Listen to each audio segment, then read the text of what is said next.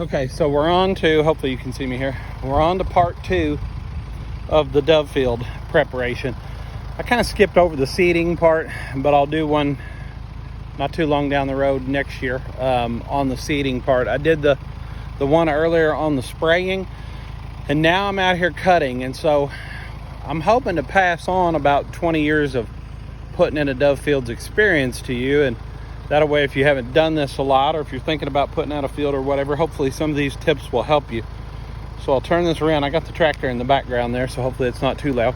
I wanted to show you the field first of all. So what I've got here is I've got a nice mixture of sunflowers. Now these are a little past prime, but that's kind of the way it always is when you plant them. I always try and plant those Kentucky Derby weekend, which is first weekend in May. So that'll give you a little tip there on when to plant sunflowers if you're planting these Paradovics, but you can see them in there. The second thing I've got some foxtail.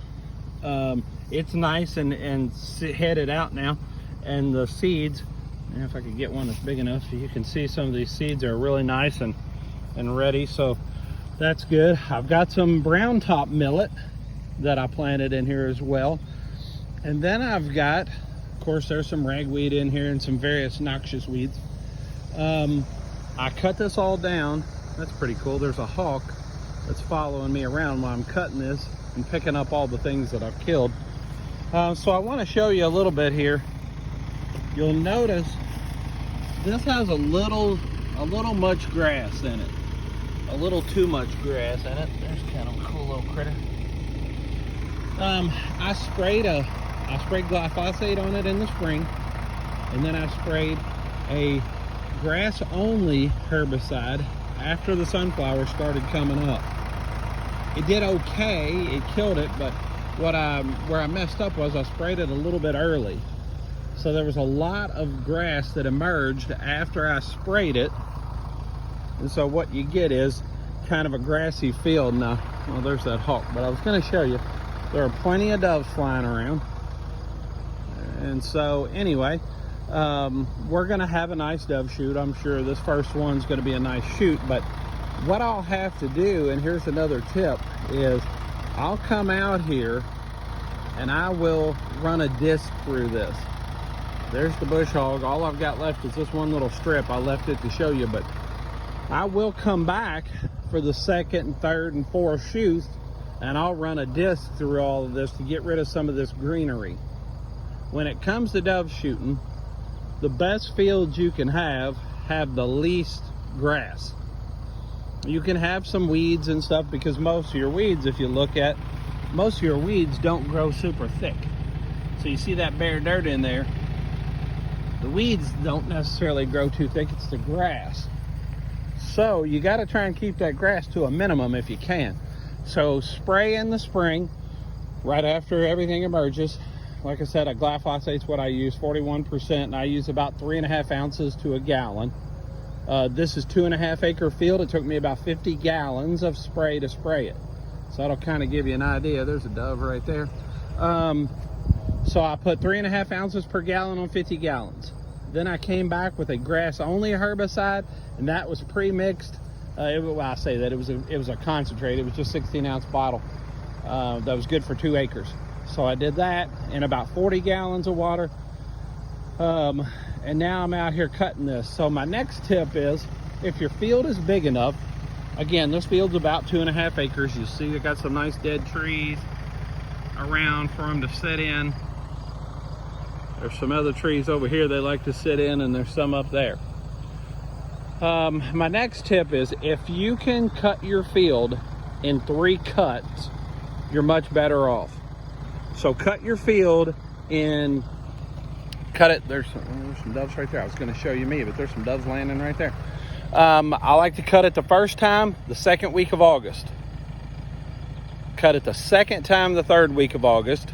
Cut the rest of it down the last week of August. Now, Hurricane Ida just came through here, so I had to push off my last cut.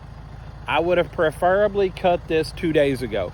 So if we were going to shoot on a Saturday, which we try and primarily do, if I was going to shoot on a Saturday, I would have wanted to have cut this on Monday. Finished cutting it. So I cut a third of it, then I would cut a third of it, and then right before season, typically the Monday before, I'd cut another third of it. That way there's some fresh food for them the whole time. I can't not look at the doves. I keep getting distracted when doves fly, which is kind of like when doves crap. You can tell there's ragweed in this, excuse me. But anyway, try and cut that in 3 times. This field I only cut twice because that hurricane was coming through. Which brings me to the next tip of, don't cut your field too far in advance of a rain. If you're not hunting till Saturday and it's gonna rain, say Tuesday, Monday and Tuesday, I would not cut that the Saturday before. I don't like my seed to set there, especially if you're using stuff like wheat, things like that tend to sprout pretty quick. I would cut that after the rain. So I'd wait till maybe Wednesday, and if it was too wet, I'd do it Thursday. I'd rather cut it too close to the hunt than I would too far away. If those seeds swell, then those birds are out of there a lot of times. The other thing too you got to keep in mind is that what I call a big blow will push your birds out too. So if you've got a cold snap that comes through, a big wind, a big storm, something like that, you can run your birds out of there with that too. So keep that in mind when you're cutting this. You want to kind of stage it so there's always food there, but you're better off having food that's left over in case that big blow came a couple of days before season, blow your birds out. I'd rather still have some standing. Then I could cut it down and wait for that second flight of birds that usually come through a week or two later. You'd have some fresh food for them. So try and cut it in multiple cuts. That way there's always fresh food. Keep that grass to a minimum. Cut it before you shoot it with enough time for them to get in there. What's going to happen is, see, we don't shoot till say Saturday. Season came in on a Wednesday.